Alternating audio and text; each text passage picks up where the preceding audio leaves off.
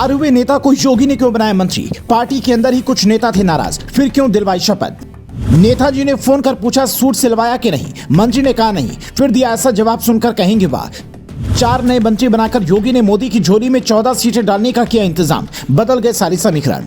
मंगलवार की दोपहर लखनऊ से 4 नेताओं को बारी बारी से फोन जाता है और कहा जाता है कि आपको 4 बजे शपथ के लिए राजभवन पहुंचना है। इनमें से 3 नेता सज धज कर तैयार होते हैं, पर एक नेता के पास शपथ के लिए सूट नहीं होता है। आरएलडी नेता जयंत चौधरी उनसे फोन कर पूछते हैं कि सूट सिलवाए हो क्या, जिसके जवाब में अनिल कुमार कुछ ऐसा कहते हैं कि सुनकर आप भी कहेंगे नेता हो तो ऐसा ही होना चाहिए। मुजफ्फरनगर की पुरकाजी सीट से विधायक अनिल कुमार एक चैनल से बातचीत में कहते हैं, जयंत चौधरी ने मुझसे कहा कि लखनऊ में आपको शपथ लेना है, सूट सिलवाया कि नहीं? तो मैंने कहा कि मैं सादा आदमी हूँ, पैजामा कुर्ता पहनता हूँ। वैसे ही पैजामा कुर्ता पहने और गले में हरा गमछा लटकाए अनिल कुमार शपथ के लिए पहुंच गए और वहां गए तो देखा कि सूट बूट में कोई है ही नहीं, सारे नेता पैजामे कुर्ते में ही हैं। गाजियाबाद के साहिबाबाद से विधायक सुनील कुमार शर्मा जहां गले में भगवा गमछा लटकाए दिखे तो वहीं दारा सिंह चौहान की गमछे का रंग लाल नजर आया, जबकि ओम प्रकाश राजभर की ड्रेस का रंग पूरा ही पीला था, जिसे देखने के बाद कई लोग ने यह कहा कि राजभर तो ठीक है, पर दारा सिंह चौहान को घोसी से उपचुनाव हारने के बाद भी बीजेपी ने मंत्री क्यों बनाया?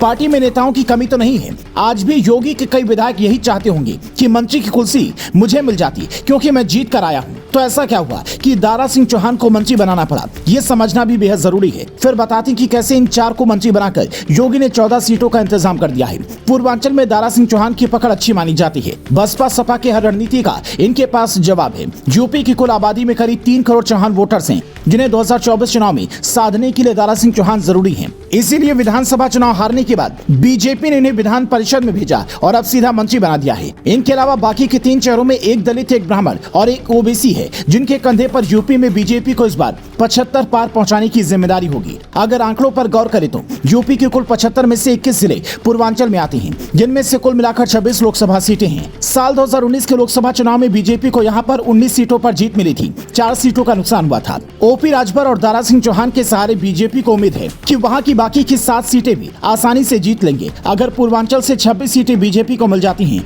तो फिर 75 पार का लक्ष्य आसान हो जाएगा, क्योंकि मध्य यूपी में पहले तो योगी का क्रेज बढ़ा हुआ है और पश्चिमी यूपी जो दिल्ली के करीब है, वहाँ के जाट वोट बैंक को साधने के लिए बीजेपी ने पहले ही आरएलडी से हाथ मिला लिया है। बाकी के जो ब्राह्मण वोटर्स से थोड़े बहुत नाराज होंगे, उन्हें मनाने की जिम्मेदारी सुनील कुमार शर्मा के पास होगी। और अगर इन 4 मंत्रियों वाला दांव काम आ गया तो समझिए कि 2019 चुनाव में जिन 16 सीटों पर हार हुई थी, उनमें से 4 बीजेपी की झोली में आ सकती हैं, क्योंकि एक अखिलेश का गढ़ और एक कांग्रेस का गढ़ तो कम से कम बचता ही नजर आ रहा है। बाकी फैसला जनता को करना है कि वो इस बार बीजेपी को यूपी से कितनी सीटें देना चाहती हैं।